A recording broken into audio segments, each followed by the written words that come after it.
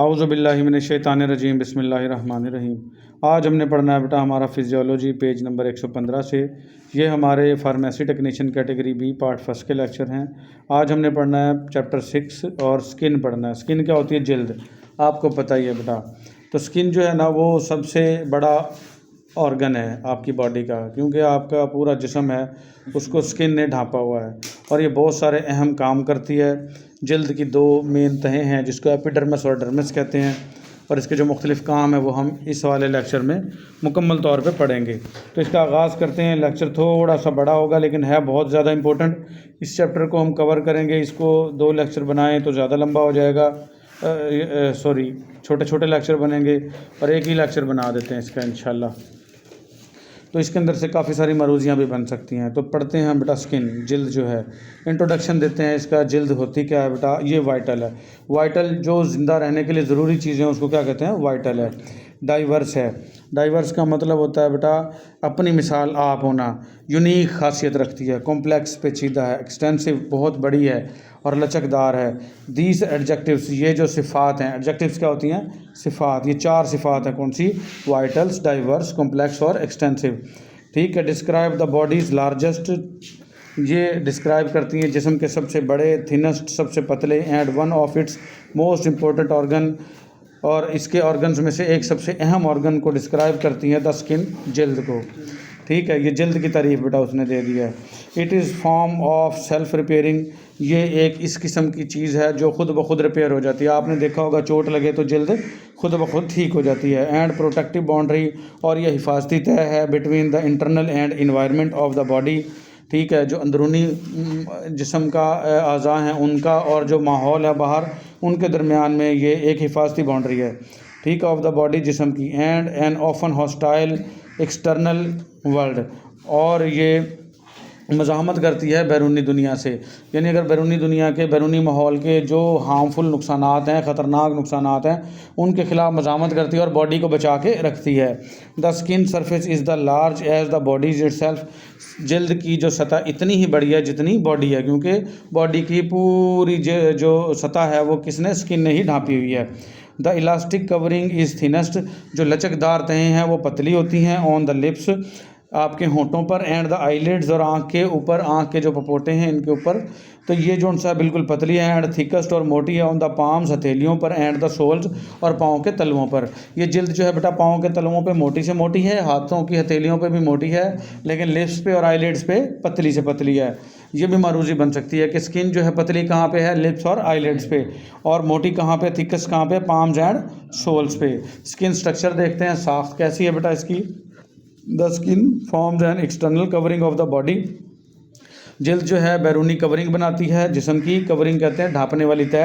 It consist of 2 major layers of complete different types of tissues, اس کی 2 major تہیں ہیں، اہم تہیں ہیں، اور ان کے جو ٹیشوز ہیں وہ بھی مختلف قسم کے ہیں۔ دیز لیئرز آر ایپیڈرمس، میں نے پہلے ہی بتایا یہ تہیں کون سی ہیں؟ ایپیڈرمس اور ڈرمس ہیں۔ ایپیڈرمس کیا ہے؟ دا سپرفیشل لیئر از کالڈ ایپیڈرمس، جو اوپر والی جلد ہے، سپرفیشل کہتے ہیں بالکل اوپر والی جلد، تو وہ کیا کہلاتی ہے؟ ایپیڈرمس۔ And N under lying layer, اور جو اندر والی موجود لیئر طے ہے، اور فیٹی ٹیشوز، جس میں چربی کے ٹیشوز ہوتے ہیں، سپریٹس the skin from the muscles of the body well beneath, body وال بینیتھ، تو یہ الگ کرتی، سپریٹ کا مطلب الگ کرتی ہے جلد کو ان مسل سے جو باڈی کے وال کے نیچے ہوتے ہیں، ان سے جلد کو الگ کرتی ہے، اور یہ ڈرمس ہے، ٹھیک ہے، اور اس میں فیٹی ٹیشوز ہیں۔ تو یہ بیٹا دکھا رکھی ہے، یہ دیکھیں، یہ ایپیڈرمس ہے، یہ بالکل پتلی سی، یہ جہاں پہ میں ٹچ کر رہا ہوں، اور نیچے والی جو ہے وہ ڈرمس ہے، بڑی والی۔ اس کے اندر اور مزید چیزیں ہوتی ہیں بیٹا، یہ ہیئر فالیکلز ہیں، بال نکل رہے ہیں، فیٹی ٹیشوز ہیں، یہ مختلف قسم کے ہیں اسکن کے۔ تو ہم اس کی باری باری ان تہوں کو پڑھتے ہیں بیٹا۔ سب سے اوپر والی کون سی ہے؟ ایپیڈرمس۔ ایپیڈرمس کیا ہے؟ دا آؤٹر لیئر، یہ سب سے بیرونی تہ ہے، of the outer layer of the ایپیڈرمس are the bodies frontier to out side world, کہتا ہے سب سے بیرونی تہ جو ہے وہ ایپیڈرمس ہے، اور جسم کو یہ سامنا کرواتی ہے بیرونی ماحول سے، بیرونی دنیا سے، protecting the living tissues with in, اور جو اس کے نیچے زندہ ٹیشوز ہیں یہ ان کی حفاظت بھی کرتی ہے، from the ریویجز of the environment, جو ماحول کے نقصان دہ اشیاء ہیں ان سے یہ بچاتی بھی ہے۔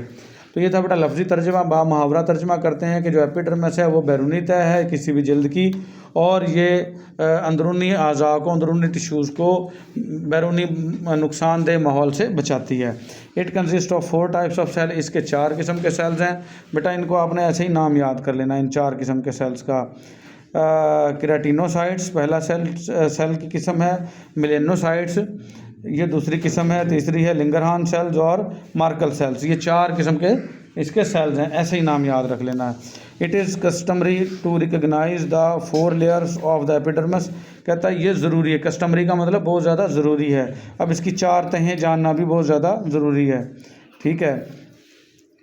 From the out side of these are, جو اس کے موجود ہیں اور اس کے باہر موجود ہیں وہ 4 تہیں ہیں. 4 قسم کے سیل ہیں بیٹا. یہ بھی مروزی بن سکتی ہے کہ ایپیڈرمس ہیز ٹائپس آف سیل، تو آپ نے بتانا 4 ٹائپس آف سیل. اور یہ بھی آ سکتا ہے کہ کتنی قسم کی اس کی لیئرز ہیں، تو آپ نے یہ بھی بتانا ہے کہ 4 ہی کس کی لیئرز ہیں. جیسے دل کے ہیں 4 ہی اس کے چیمبرز ہیں اور 4 ہی اس کے وال ہیں. سیم اسی طریقے سے یہ 4 ہی اس کے سیل ہیں اور 4 ہی اس کی تہیں ہیں. تو اس کی تہیں کون سی؟ Layers of ایپیڈرمس. The Horney layer ہے، یہ سخت لیئر ہوتی ہے بیٹا، باہر والی بیرونی. اس کو اسٹریٹم کارنیم کہیں گے. اور پھر گرینولر لیئر دوسری، اس کو اسٹریٹم گرینولوسم کہیں گے. دا پریکل سیل ہے اسٹریٹم اسپائنوسم کہیں گے. اور چوتھی دا بیسل لیئر ہے، اس کو اسٹریٹم گریوینیٹم اور بیسل بھی اس کو کہیں گے صرف. اور یہ جو 5ویں بھی دے رکھی تھک لیئر موٹی، یہ اسٹریٹم لیوسیڈم ہے. یہ only the skin of پامز and souls. یہ صرف اور صرف پاؤں کے تلووں پہ اور ہتھیلیوں پہ پائی جاتی ہے. باقی وہ 4 ہی مین تہیں ہیں اس کی. ٹھیک ہے. تو یہ پھر آ جائے گی. یہ ہمارا اوپر والا نے پڑھ لیا، اس کی جو 2 تہیں تھیں ایپیڈرمس اور ڈرمس. تو ہم نے اوپر ایپیڈرمس پڑھا ہے. اب ہم پڑھیں گے دوسری تہ اس کی، ڈرمس جو ہے. دا drums are کونیم is the some time called the true skin. یہ معروضی بن سکتی ہے بیٹا کہ ڈرمس کا دوسرا نام کیا ہے؟ کونیم ہے. اور اس کو ٹرو اسکن بھی کہتے ہیں. True skin is also called drums, یا drums is also called true skin. اس طریقے سے معروضی بن سکتی ہے. Drums is the sheet of connective tissue. Drums جو ہے وہ کنیکٹیو ٹیشو کی ایک شیٹ ہے.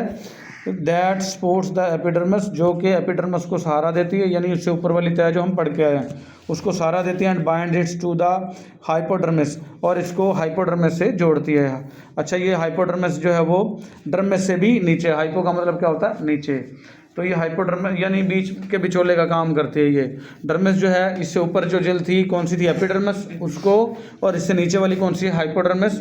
ان دونوں کے درمیان میں رابطہ قائم کرواتی ہے یہ. ٹھیک ہے. اٹ از کمپوزڈ آف، یہ مشتمل ہے 2 چیزوں پر، پیپلری اور ریٹیکولر. پیپلری کیا ہے؟ تھن لیئر، پتلی پتلی سی تہ. اور ریٹیکولر کیا ہے؟ تھکر لیئر، موٹی تہ. یہ بھی معروضی بن سکتی ہے بیٹا. پیپلری از خالی جگہ آپ 4 آپشن میں ڈھونڈنا ہے آپ نے، تھن layer.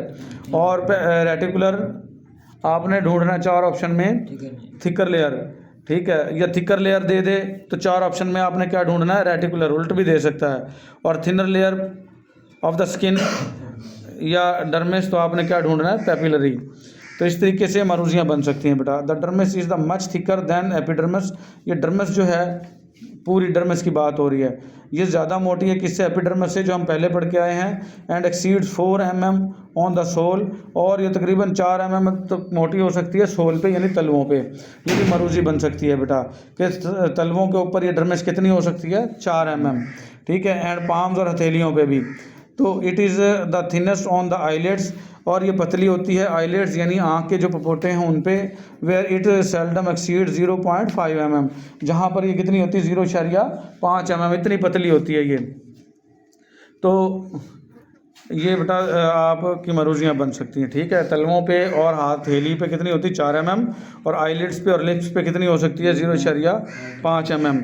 As role of thumb, جیسا کہ اگر ہم تھم کا رول دیکھیں، تھم کہتے ہیں انگوٹھی کو. دا drums on the ventral surfaces of the body, جو اگلے وینٹرل سرفیسز کہتے ہیں جسم کے اگلے حصے. جو ڈرمس جو ہے اگلے حصوں پر جسم کے، یہ اے اس میں غلط آ گیا بیٹا، یہ ویسے لکھا گیا. اینڈ اوور دا اپینڈیجز، اور کناروں پر. آر گریٹلی تھنر، یہ پتلی ہے. یعنی آپ نے دیکھا ہوگا پیٹ کے اوپر، چھاتی کے اوپر، منہ کے اوپر، یہ فرنٹ والی جگہ ہیں. اور ایجز کہتے ہیں کناروں کو. کنارے کیا ہو گیا بیٹا, بغلیں وغیرہ اس سائڈ پہ, تو یہ بہت زیادہ پتلی ہے ڈرمس آپ کی. دین آن دا ڈورسل سرفیس, کس کی نسبت میں؟ Dorsal surface. ڈورسل کہتے ہیں پچھلی جانب, تو اگلی جانب اور کناروں پہ یہ پتلی ہے اور پچھلی جانب جو ہے یہ موٹی ہے. ٹھیک ہے, تو یہ بھی مروزیاں بن سکتی ہیں بیٹا. The mechanical strength of the skin is in drums, اور جو میکینیکل اسٹرینتھ ہے, جو میکینیکل طاقت ہے, یعنی جو آپ کو ڈیمیج سے بچاتی ہے, کوئی بھی چوٹ وغیرہ لگے, کوئی مکہ مار دے یا چھوٹی موٹی جو چوٹ ہے آپ ٹکرا جاؤ, تو اس سے جو بچاتی ہے وہ کیا کہلاتی ہے؟ میکینیکل اسٹرینتھ ہوتی ہے. وہ اسٹرینتھ کیا ہوتی ہے؟ طاقت. تو یہ کس میں موجود ہے؟ ڈرمس میں. یہ بھی مروزی بن سکتی ہے کہ میکینیکل اسٹرینتھ جو ہے وہ کس میں موجود ہوتی ہے؟ ڈرمس میں. تو یہ دو تہیں ہم نے پڑھ لی بیٹا, ایپیڈرمس اور ڈرمس. ٹھیک ہے, ایپیڈرمس کی 4 سیل 4 تہیں, اور جو ڈرمس ہے اس کی 2 تہیں, ایک پتلی پیپلری اور ایک موٹی ریٹیکولر. اور مزید اس کے ہم نے پڑھ لیا کہ کہاں تلووں پہ اور ہتھیلیوں پہ 4 mm, اور آنکھوں پہ, آئی لیڈس پہ اور آپ کے لپس پہ یہ 0.5 mm ہوتی ہے. Structure of the drums, drums کی ساخت کیسی ہے؟ دا مین basic structure of the drums is Dennis net work of Chris cross protein. یا آپ نے کرس کراس پروٹین یاد رکھ لینا بیٹا. مین جو بیسک ساخت ہے ڈرمس کی وہ ایک گاڑا نیٹ ورک ہے, ایک پھنسا ہوا نیٹ ورک ہے. کس کا؟ کرس کراس پروٹین کا, یعنی آپس میں لچھے دار الجھی ہوئی پروٹین کا, پروٹین فائبرز کا. پروٹین فائبرز کیا ہوتے ہیں؟ پروٹین کے بنے ہوئے دھاگے. ایمبڈڈ ان دا ماس آف فرم جیلی, اور یہ دھسی ہوئی ہے ایک جیلی کے اندر.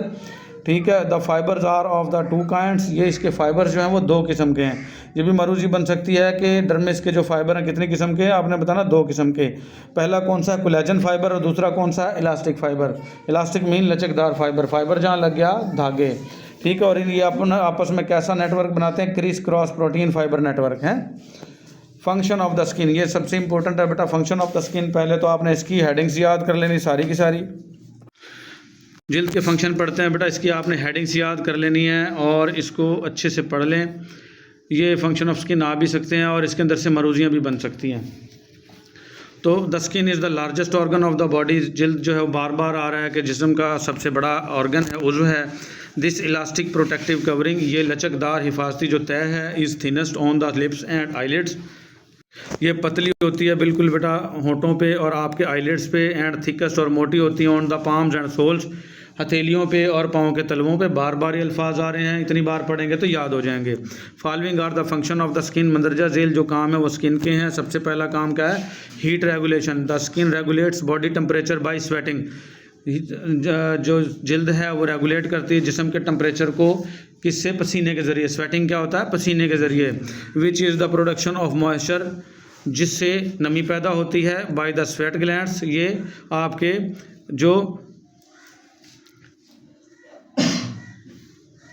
پسینہ پیدا کرنے والے گلینڈز ہیں. بیٹا میں یہ دیکھ رہا تھا لفظ انہوں نے غلط لکھ دیا, یہ سویٹ لکھ دیا. یہ سویٹ کا مطلب تو مٹھائی ہوتی ہے, یہاں SWEAT آنا چاہیے. ٹھیک ہے, سویٹ گلینڈ. سویٹ نہیں پڑھیں گے, اس کو سویٹ پڑھیں گے. انہوں نے مٹھائی والا سویٹ لکھ دیا ہے. ٹھیک ہے, تو یہ کیا ہے؟ جلد جو ہے باڈی کے ٹمپریچر کو پسینے کے ذریعے ریگولیٹ کرتی ہے, اور جو ہے موئسچر نمی پیدا ہوتی ہے پسینے کے ذریعے. دا ایویپوریشن آف دس موئسچر, جب یہ نمی بخارات بن کے اڑتی ہے, enables the body to cool it self, یہ جسم کو اس قابل بناتی ہے کہ ٹھنڈک پیدا ہو. آپ نے کبھی دیکھا ہوگا سپرٹ یا پیٹرول ہاتھ پہ ڈال کے دیکھا ہوگا, تو جیسے ہی وہ اڑتا ہے تو ہمیں ٹھنڈک فیل ہوتی ہے. سپرٹ اور دیکھا ہے آپ نے پیٹرول کو ڈال کے ہاتھ کے اوپر, تو سیم اسی طریقے سے بیٹا جس طریقے سے سپرٹ یا پیٹرول ڈالتے ہیں تو وہ بخارات بن کے اڑتا ہے تو کولنگ ایفیکٹ ہوتا ہے. سیم اسی طریقے سے جب پسینہ بخارات بن کے اڑتا ہے تو کولنگ ایفیکٹ ہوتا ہے, ٹھنڈک پیدا ہو جاتی ہے. تو اللہ پاک کا بڑا پیارا نظام ہے. گرمیوں میں دیکھیں پسینہ آتا ہے, امیر لوگ تو AC چلا کے بیٹھے رہتے ہیں, لیکن اللہ پاک نے ہمارے جلد کے اوپر ہی کیا لگا دیا ہے؟ AC. پھر آ جائے گا ابزارپشن, جاذبیت. یہ جلد جو ہے اسکن ہماری جاذبیت بھی کرتی ہے, آپ نے دیکھا ہوگا.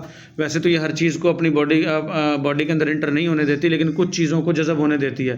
جیسے آپ نے دیکھا ہوگا ڈائکلوران جیل جو ہے ہم لگاتے ہیں تو پین ختم ہو جاتا ہے. وہ کیسے اندر گئی ہے, جذب ہوئی ہے تو پین ختم ہوا ہے نا.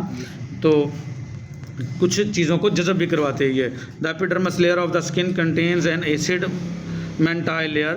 ایپیڈرمس جو ہے لیئر ہے جلد کی جو ہم ابھی پڑھ کے آئے ہیں, اس کے اندر ایسڈ مینٹائل طے ہوتی ہے وچ limits the amount of substances entering through the skin, جو ان کچھ سبسٹانسز کو روک دیتی, محدود کر دیتی ہے کہ وہ باڈی میں انٹر نہ ہوں. That affect the body to minor degree, تاکہ جو جلد کم سے کم متاثر ہو خطرناک اجزاء سے, تو لمٹ کر دیتی ہے. ابزارپشن جو ہے وہ موسٹلی چیزوں کی نہیں کرواتی, لیکن کچھ چیزوں کی ابزارپشن ہوتی ہے, ٹھیک ہے, لمٹ کر دیتی ہے. پھر آ جاتی ہے سکریشن, کچھ چیزیں سکریٹ بھی کرتی ہے, خارج بھی کرتی ہے, جس میں پسینہ آ گیا بیٹا, اور اس کے بعد آپ کا سیبم بھی ہوتا ہے. دا سیبیشس گلینڈ, سیبیشس گلینڈ کیا ہوتے ہیں, سیبم پیدا کرتے ہیں. سیبم کیا ہے, ایک چپچپا مادہ ہوتا ہے بیٹا جو گرمیوں میں پیدا ہوتا ہے. آپ نے دیکھا ہوگا جب آپ منہ دھوتے ہیں تو خشک ہو جاتا ہے, اس کے بعد تھوڑی سی جلد دوبارہ چکنی ہو جاتی ہے. یہ جو ہے نا آپ کی جلد کو حفاظت کرتی ہے اور ریپیئرنگ کرتی ہے. سردیوں میں یہ سیبم جو ہے کم آتا ہے, اس لیے ہم موئسچرائزنگ لوشن لگاتے ہیں, کولڈ کریم میں لگاتے ہیں. جلد پھٹنا شروع ہو جاتی ہے کیونکہ سیبم نہیں آ رہا, اور جلد پھٹنا شروع ہو گئی سردیوں میں, کیونکہ یہ حفاظتی طے جو اللہ کی طرف سے آ رہی تھی وہ نہیں آ رہی. جو لوگ ایتھلیٹ ہوتے ہیں, ایکسرسائز کرتے ہیں سردیوں وغیرہ میں, تو ان کا سیبم سردی میں بھی نکلتا ہوتا ہے. تو پھر کیا ہے, یہ سیبیشس گلینڈ ایکسکریٹ آئل, یہ سیبیشس گلینڈ ایک تیل خارج کرتے ہیں to لوبریکیٹ and maintain health of the skin, تاکہ جلد چکنی رہے اور جو اس کی ہیلتھ ہے اسکن کی وہ برقرار رہے. پھر آ جائے گی پروٹیکشن, حفاظت بیٹا. Fat sales provide insulation and protection, جو چربی کے سیل ہوتے ہیں بیٹا, ایک تو وہ انسولیشن پیدا کرتے ہیں. انسولیشن کیا ہوتا ہے, نہ تو اندر کی گرمی باہر آنے دیں گے اور نہ باہر کی سردی اندر جانے دیں گے. اینڈ پروٹیکشن اگینسٹ ٹراما, اور اگر کوئی چوٹ لگ جائے تو اس سے پروٹیکشن بھی دیتے ہیں, ٹھیک ہے. ٹو دا انٹرنل آرگن, جو اندرونی اعضاء موجود ہیں. The skin also protects it self from the harmful effects of the light, جلد اپنے آپ کو محفوظ رکھتی ہے جو روشنی کے اثرات ہیں اس سے. And acts as a barrier, اور ایک رکاوٹ کے طور پر کام کرتے ہیں against the invasion of bacteria, کہ بیکٹیریا اندر داخل نہ ہو سکیں. تو روشنی سے بھی بچاتی ہے, بیکٹیریا سے بھی بچاتی ہے, اور اندر والے جو اعضاء ہیں ان کو چوٹ سے بھی بچاتی ہے. پھر آ جائے گا ایکسکریشن. ایکسکریشن کیا ہوتا ہے بیٹا, خارج ہونا. پریسپائریشن از a process by which sweet glands excrete waste material. ایک پرسپائریشن ایک عمل ہے بیٹا جس سے جو سویٹ گلینڈ پسینے والے وہ ویسٹ مٹیریل کو باہر خارج کرتے ہیں. آپ کے پسینے میں وہی سارے مواد ہوتے ہیں جو آپ کی پشی میں, پیشاب میں ہوتے ہیں. اگر آپ اسکن کا پسینہ کچھ لے لیں, اس کے اندر جو اجزاء ہیں وہ کاؤنٹ کر لیں, اور پیشاب کے لے لیں وہ کاؤنٹ کر لیں, تو وہ سیم کے سیم وہی ہوں گے. اب ہمارا سمجھ لو, ہم یہ بھی کہہ سکتے ہیں skin is our third kidney, جلد جو ہے ہمارا تیسرا گردہ ہے, ٹھیک ہے. گردے کیا کرتے ہیں, ویسٹ مٹیریل کا کیا بناتا ہے, پیشاب, اور اس سے ہمیں چھٹکارا مل جاتا ہے. سیم اسی طریقے سے یہ جو پسینہ ہوتا ہے, پسینے سے بھی کئی سارے جو ویسٹ مٹیریل ہیں وہ باہر خارج ہوتے ہیں. پھر آ جائے گا سنسیشن, احساس پیدا کرنا. نرو ending on the skin allows us to feel hot and cold touch, player, pressure and pain. بہت ساری چیزیں بیٹا نرو اینڈنگ ہوتی ہے اسکن کے اوپر. آپ نے دیکھا ہوگا کبھی بھی ہم پلس, دل کی دھڑکن محسوس کرتے ہیں تو وہ ان 2 انگلیوں سے یا 3 انگلیوں کے پور سے محسوس کرتے ہیں. ٹھنڈا یا گرم بھی ان انگلیوں کے پور سے فیل کرتے ہیں. یہ کیا ہے, ہمیں ٹچ کا احساس دیتے ہیں, سنسیشن کا, گرم اور ٹھنڈے کا. تو کہتے ہیں جو نرو اینڈنگ ہے, نرو اینڈنگ ہوتی ہیں بیٹا دماغ سے جو جڑی ہوئی کچھ پیغام رسانی کے لیے جو خلیات ہیں جن کو ہم نیورون کہتے ہیں, ان کی اینڈنگز جو ہیں وہ اسکن کے اوپر موجود ہیں, جو ہمیں اس قابل بناتی ہیں, لاوس ہمیں اس قابل بناتی ہیں ٹو فیل ہیٹ, کہ ہم ہیٹ کو محسوس کر سکیں, کولڈ ٹھنڈک کو محسوس کریں, ٹچ, پلیئر, اور جو چھونے کا خوشی ہے اس کا احساس ہو سکے, پریشر, اگر کوئی پریشر پڑ رہا ہے اس کو فیل کر سکیں, اینڈ پین, اور درد ہو رہا ہے تو اس کا احساس بھی ہو سکے. وہ ایک پٹھان تھا تو اس کا ایکسیڈنٹ ہوا, ڈاکٹر کے پاس گیا, انہیں ڈاکٹر صاحب پورے جسم میں درد ہے, جہاں انگلی لگاؤ ادھر ہی درد ہوتا ہے. ڈاکٹر نے پورے جسم کا ایکس رے کیا, اس نے کہا پتہ نہیں کتنی ہڈیاں ٹوٹ گئی ہیں. بعد میں دیکھا تو صرف انگلی ٹوٹی ہوئی تھی بھائی صاحب کی, تو وہ جہاں انگلی لگاتا تھا وہیں اس کو درد فیل ہوتا تھا انگلی میں ہی ہے. تو یہ touch, player, heat, cold, pressure اور پین کو سنسیشن کرواتی ہے ہمارے جلد.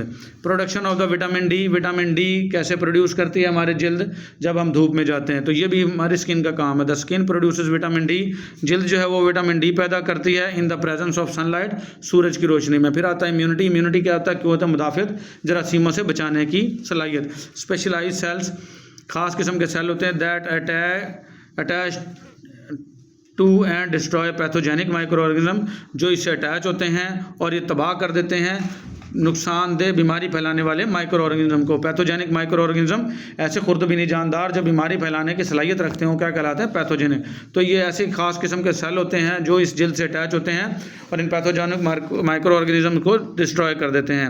Are found in the skin, جلد میں پائے جاتے ہیں. And play an important role in the immunity, اور آپ کی قوت مدافعت میں اہم کردار ادا کرتے ہیں.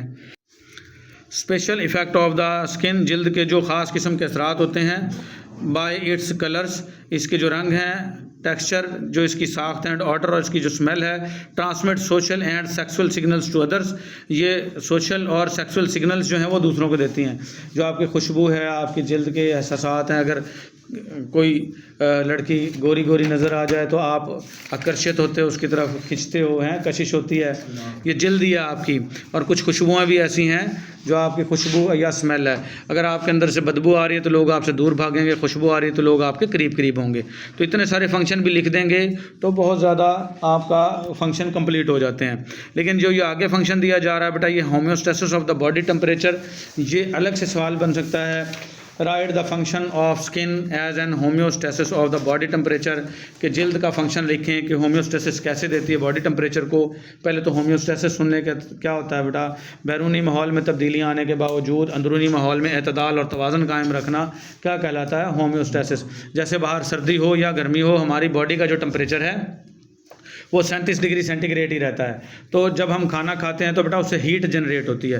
تو ہیٹ وہ ظاہری بات ہے، جتنی ہیٹ اندر پیدا ہو رہی ہے تو اتنی ہی باہر نکلنی بھی چاہیے، کیونکہ ہماری باڈی کا درجہ حرارت کتنا رہے گا؟ 37 ڈگری سینٹی گریڈ. یہ ڈگری میں ہے. اور اگر ہم فارن ہائٹ میں ماپیں تو نارمل درجہ حرارت جسم کا کتنا ہوتا ہے؟ 98.6 foreign height, degree foreign height. ٹھیک ہے، تو میں نے سینٹی گریڈ میں بھی بتا دیا اور فارن ہائٹ میں بھی بتا دیا. تو ہم اس کو پڑھ لیتے ہیں.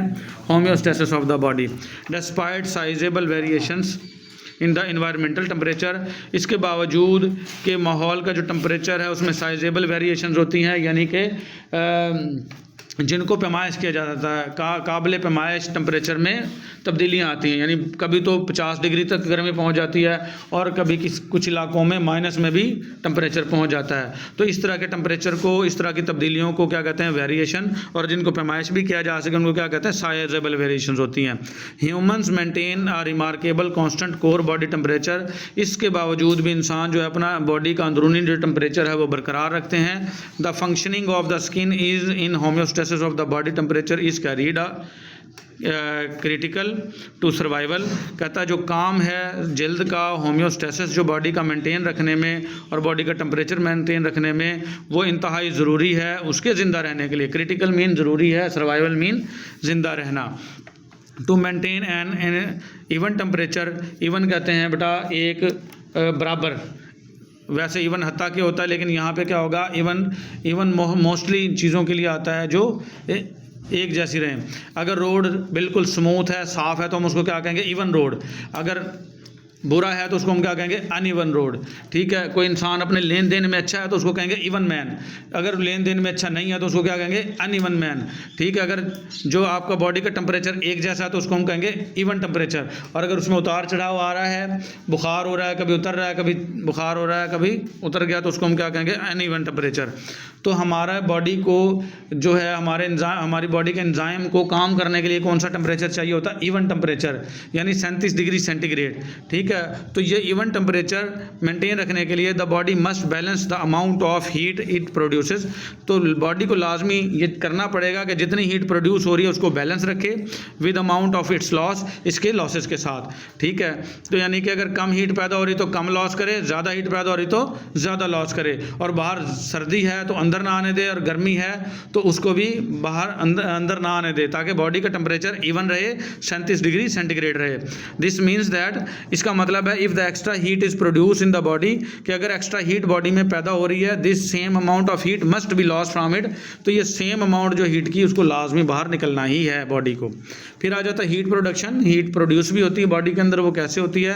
Heat is produce by one means, heat پیدا ہوتی ہے ایک طریقے سے میٹابولزم آف فوڈ، جب خوراک کی توڑ پھوڑ ہوتی ہے اس میں. Because the muscles and the gland especially the liver, کیونکہ جو مسلز ہیں اور کچھ گلینڈز ہیں، خاص طور پر جگر کلیجی کے گلینڈز جو ہیں، are the most active tissues, یہ زیادہ ایکٹیو ٹیشوز ہیں. They carry on more metabolism, یہ زیادہ توڑ پھوڑ کا کام کرتے ہیں، میٹابولزم کرتے ہیں. دیئر فار یہی وجہ ہے پروڈیوسز مور ہیٹ، جس سے زیادہ ہیٹ پیدا ہوتی ہے دین any other then of the other tissues, دوسرے ٹیشوز کے مقابلے میں. یعنی کہ آپ کے جو مسلز گلینڈ اور خاص طور پر لیور ہے، یہ زیادہ میٹابولزم کرتے ہیں اور زیادہ ہیٹ پیدا کرتے ہیں. سو دا chief determinant of the how much heat the body produces, تو سب سے مین چیز یہ ہے کہ ہمیں یہ پتہ چلنا چاہیے کہ کس طریقے سے جو باڈی ہے ہماری ہیٹ پروڈیوس کرتی ہے، از the amount of muscular work it does, اور یہ وہ اماؤنٹ ہے جو ہمارے مسلس کام کرتے ہیں. جیسے ہم لوگ ایکسرسائز کرتے ہیں بیٹا زیادہ، تو ہیٹ زیادہ پروڈیوس ہوگی، آپ نے دیکھا بھی ہوگا، پسینہ بھی آ جاتا ہے، گرم فیل ہوتا ہے جسم، ٹھیک ہے. تو وہ بتا رہا ہے کہ جتنا مسل کام کریں گے اتنی ہیٹ پروڈیوس ہوگی. ڈیورنگ ایکسرسائز، جب ہم ایکسرسائز کرتے ہیں، اینڈ شیورنگ، یا ہم کانپ رہے ہوتے ہیں. سردیوں کے اندر ہم کانپتے ہیں بیٹا، یہ بھی امپورٹنٹ ہے سمجھنا. کب کبھی کیوں تاری ہوتی ہے؟ کیونکہ سردیوں کے اندر ہمارا جو جسم کا درجہ حرارت ہے وہ کم ہو رہا ہوتا ہے 37 ڈگری سینٹی گریڈ سے. تو جب ہم کب کبھی تاری ہوتی ہے ہماری، تو ہمارے ہیٹ پیدا ہو رہی ہوتی ہے تاکہ ٹمپریچر ہمارا برابر ہو جائے، وہ فائدے میں ہے. تو جیسے ہی ہم ایکسرسائز کرتے ہیں یا ہم کانپتے ہیں، for example metabolism and heat production increases greatly, تو اس سے میٹابولزم اور ہیٹ پروڈکشن جو ہے وہ زیادہ ہوگی. بٹ ڈیورنگ سلیپ، لیکن جب ہم سو رہے ہوتے ہیں، when very little muscular work is being done, تو بہت کم جو ہے مسلز حرکت کر رہے ہوتے ہیں، metabolism and heat production decreases, تو میٹابولزم اور ہیٹ پروڈکشن کیا ہو جاتا ہے؟ کم ہو جاتا ہے. تو کچھ لوگ جو لیزی ہوتے ہیں بیٹا، لیٹے رہتے ہیں، ان کا جو وہ زیادہ موٹے ہو جاتے ہیں. اور کچھ لوگ جو ورزش کرتے رہتے ہیں، ایکسرسائز کرتے ہیں یا کھیتوں میں کام کرتے ہیں، وہ زیادہ موٹے نہیں ہوتے. کیا ہوا؟ ان کے مسلس نے کام کیا جو ایکسرسائز کر رہے تھے، تو ان کی ہیٹ پروڈیوس ہوئی، میٹابولزم ہوا، خوراک کی توڑ پھوڑ ہوئی، اور وہ دبلے پتلے اور سمارٹ رہ گئے. لیکن جو لوگ کھایا کھا کے سو گئے، کھایا کھا کے سو گئے، مسلس کی ایکٹیویٹیز تو ہو ہی نہیں رہی اور ان کی فیٹ جمع ہو جاتی ہے. پھر آ جاتا ہے ہیٹ لاس. جب وہ ہیٹ پیدا ہوئی ہے تو لاس کیسے ہوگی؟ ہمیشہ ذہن میں رکھنا بیٹا، heat flows from hot body to cold body. Heat جو ہے ہمیشہ گرم جسم سے ٹھنڈے کی طرف بہتی ہے. ایز آلریڈی اسٹیٹڈ، جیسا کہ ہم نے پہلے بتایا ہے، one mechanism of the body uses to maintain relative consistency of internal temperature is to regulate the amount of heat لاس. کہتا ہے ایک میکانزم باڈی میں موجود ہے جو کہ باڈی کے ٹمپریچر کو مینٹین رکھتا ہے ہیٹ لاس سے، یعنی جو ہیٹ پیدا ہوئی ہے اس کو لاس بھی کرنا ہے. اور یہاں پہ یہ معروضی بنے گی بیٹا، سم 80% اور more of this transfer of the heat occurs through the skin. یہ جلد کی بار بار بات کیوں ہو رہی ہے کہ جتنی ہیٹ پیدا ہوئی ہے اس کا 80% کون خارج کرے گا؟ آپ کا اسکن، جلد خارج کرے گی بیٹا. یہ معروضی بن سکتی ہے، ٹھیک ہے. دا ریمائنڈر ٹیکس پلیس، جو باقی بچ جائے گی ان دا میوکس میمبرین، وہ میوکس میمبرین خارج کرے گی. میوکس میمبرین کہاں ہوتی ہے بیٹا؟ ناک کی، منہ کی، پخانے والی جگہ، پیشی والی جگہ، آنتوں کی، میدے کی اندر والی جو پہلی جلد ان سب چیزوں کی، وہ کیا کہلاتی ہے؟ Mucus membrane. اور باقی کی 20% ہیٹ کون خارج کرتی ہے؟ وہ mucus membranes. If the heat must be کنزروڈ to maintain constant body temperature, اگر ہیٹ کو بچانا مقصود ہو باڈی کے ٹمپریچر کو مینٹین کرنے کے لیے، یعنی کہ سردیوں میں ایسا ہوتا ہے بیٹا، سردیوں میں ہم ہیٹ کم سے کم لاس کرتے ہیں، ہمیں بچانی پڑتی. گرمیوں میں ہمیں زیادہ سے زیادہ خارج کرنی پڑتی ہے، کیونکہ باہر بھی گرمی، اندر بھی گرمی ہو تو شدید گرمی ہو جائے گی، تو ہمیں خارج کرنی پڑتی ہے. وہ خارج کیسے ہو گئی؟ آپ کی جلد نے خارج کر دی 80%، اور باقی کی 20% کس نے خارج کر دی؟ میوکس میمبرین نے. لیکن اگر ہمیں کنزرو کرنی ہے، یعنی بچانی ہے سردیوں میں ہیٹ کو، تو ہم اپنا باڈی کا ٹمپریچر مینٹین رکھنے کے لیے ڈرمل بلڈ ویسلز کنسٹرکٹ، جو ڈرمل کہتے ہیں اسکن کے اوپر والی جو خون کی نالیاں ہیں وہ سکڑ جائیں گی اور خون اوپر ہی نہیں آئے گا. دیکھو بڑی پیاری بات کی، یہاں ذہن میں رکھنا، یہاں پہ سوچنا بیٹا کہ دیکھو باہر ٹھنڈ ہے نا، تو اگر جو جلد کے اوپر خون کی نالیاں، ان میں خون زیادہ آتا رہے گا، تو باہر ٹھنڈ ہے، تو اس اندر کی گرماہٹ کیا چلی جائے گی؟ باہر. کیونکہ heat flows from hot body to cold body, heat جو ہمیشہ گرم جسم سے ٹھنڈے کی طرف بہتی ہے. تو کیا ہوگا کہ وہ ہیٹ جو ہمارا بلڈ لے کے آیا جلد کے اوپر، باہر ٹھنڈ تھی، تو وہ ہیٹ کہاں چلے گی؟ باہر چلے گی، اور ہمارے جسم کا درجہ حرارت کم ہو سکتا ہے، جس کو ہم ہائپوتھرمیا کہتے ہیں. ٹھنڈ لگ سکتی ہے، سردی لگ سکتی ہے. تو اللہ کا پیارا نظام ہے، یہ جو سکن کے اوپر جو بلڈ ویسل ہیں وہ سکڑ جاتی ہیں، ان میں خون آتا ہی کوئی نہیں. سردیوں میں اگر ہم نے ہیٹ کو بچانا ہے، کنزرو کرنا ہے، تو کیا ہوگا؟ ہمارا جو اوپر والی جو ڈرملس کے اوپر بلڈ ویسل ہیں وہ کنسٹرکٹ سکڑ جائیں گے، جس کو ویسو کنسٹرکشن کہتے ہیں. Keeping most of the warm blood circulating deeper in the body, اور یہ جو گرم خون جو بہہ رہا ہے وہ اندر ہی ڈیپر یعنی گہرائی میں بہتا رہے گا جسم میں، ٹھیک ہے، اور ہیٹ لاس نہیں ہوگی. F heat loss must be increase, لیکن اگر ہمیں ہیٹ لاس زیادہ کروانی ہو، بڑھانی ہو، گرمیوں میں ہم ہیٹ لاس کرواتے ہیں.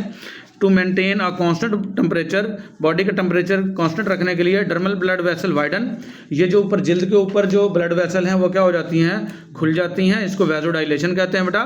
Increasing the skin blood supply, اور یہ کیا ہو جاتی ہے، بلڈ سپلائی جو ہے وہ بڑھا دی جاتی ہے ڈرمس کو. آف دا وارم بلڈ، خون، گرم خون کی. فرام ڈیپر ٹیشوز، گہری ٹیشوز سے. اب جلد کے اوپر آ گیا. اب گرمیوں میں کیا ہے، جلد کے اوپر پسینہ آیا ہوا ہے، کیا ہے، ٹھنڈک ہے، تو اندر کی ہیٹ کہاں چلی گئی، باہر چلی گئی. ٹھیک ہو گیا. تو گرمیوں میں یہ نالیاں کھل جاتی ہیں اور جلد کے اوپر خون کا بہاؤ تیز ہو جاتا ہے، لیکن سردیوں میں یہ نالیاں سکڑ جاتی ہیں اور خون گرم جو ہے وہ اندر ہی بہتا رہتا ہے، باہر کی طرف، یعنی جلد کی اوپر والی نالیوں میں نہیں آتا زیادہ. ٹھیک ہے. تو heat transferred from the warm blood to the epidermis can then be lost to the external environment. کہتا ہیٹ جو ٹرانسفر ہوئی ہے گرم خون کی ایپیڈرمس میں، اس سے جو ایکسٹرنل جو ہیٹ ہے وہ لاس ہو جائے گی بیرونی ماحول میں، تھرو دا فزیکل پروسیس کے ذریعے آف. کون سے فزیکل پروسیس؟ یہ 4 ہیں بیٹا. ایویپوریشن کیا ہے، بخارات بن کر اڑنا، پسینہ بخارات بن کر اڑے گا، ہیٹ بھی ساتھ ہی لے جائے گا. ریڈیشن، کچھ ہوائیں ہوں گی جو ہیٹ کو باہر نکال دیں گی. کنڈکشن ہے، ایک چیز سے دوسری چیز میں ہیٹ کا بہنا، وہ کیا کہلائے گا، کنڈکشن. اور کنویکشن ہے عمل. کنویکشن کیا ہے، گرم سے ٹھنڈے کی طرف بہنا. تو یہ 4 عوامل ہیں، ان سے کیا ہوگا، اندر کی ہیٹ باہر نکل جائے گی. تو دونوں طریقے بتا دیے بیٹا. ہیٹ کو بچایا کیسے جا سکتا ہے اور ہیٹ کو لاس کیسے، ضائع کیسے کیا جا سکتا ہے، دونوں کام کرنے پڑتے ہیں. اور یہ بیٹا بتا دیا ہے انہوں نے، یہ کر کوئی بھی نہیں سکتا انسان، یہ اللہ کا ہی نظام ہے. تو اللہ پاک آپ کو سردی اور گرمی سے بچاتا ہے. ٹھیک ہے. پہلے کے وقتوں میں تو لوگ کپڑے بھی نہیں پہنتے تھے اور وہ تو جنگلوں میں ایسے ہی رہتے تھے، تو تب بھی یہی کام اللہ پاک نے جلد کے ساتھ نظام بنا رکھا ہے تاکہ ان کو سردی اور گرمی سے بچایا جا سکے. پھر آ جائے گا homeostatic regulation of the heat لاس. تو یہ ہومیوسٹیٹک ریگولیشن کیا ہے ہیٹ لاس کی، کیسے یہ ہیٹ لاس ہوتی ہے باڈی کا ٹمپریچر مینٹین رکھنے کے لیے. دا operation of the اسکنس blood vessel, یہ جو آپریشن ہے جلد کی جو بلڈ ویسل ہے ان کا، اینڈ سویٹ گلینڈز اور پسینے کے گلینڈز کا، مسٹ بی کوآرڈینیٹڈ، یہ دونوں مل کے کام کرتے ہیں کیئرفلی، بہت احتیاط سے. And must take into account, اور آپ نے ان کو ذہن میں رکھنا ہے، مومنٹ بائی مومنٹ، لمحہ بلمحہ، فلکچویشنز، اتار چڑھاؤ جو ہو رہے ہیں دا باڈی ٹمپریچر میں. ٹھیک ہے. سردیوں میں بھی اور گرمیوں میں بھی. تو یہ لمحہ بلمحہ یہ ہم نے سیکھنا ہے، سمجھنا ہے بیٹا کہ کس طریقے سے سویٹ گلینڈز اور بلڈ ویسلز مل کے کام کرتی ہیں باڈی کے ٹمپریچر کو ریگولیٹ کرنے میں اور ہومیوسٹیسس قائم کرنے میں. لائک موسٹ ہومیوسٹیٹک میکانزم، اور بہت سارے ہومیوسٹیٹک میکانزم ہیں. Heat loss by the skin is controlled by the negative feed back loop. تو یہ ہیٹ لاس بھی جو ہے کس سے کنٹرول کی جاتی ہے، نیگیٹو فیڈ بیک لوپ سے. اچھا یہ ذہن میں رکھنا بیٹا، یہ بھی معروضی بن سکتی ہے، کیسے کنٹرول کی جاتی ہے، نیگیٹو فیڈ بیک لوپ. یہ نیگیٹو فیڈ بیک کیا ہوتا ہے، یہ 2 قسم کے فیڈ بیک ہوتے ہیں، ایک پازیٹیو فیڈ بیک، ایک نیگیٹو فیڈ بیک.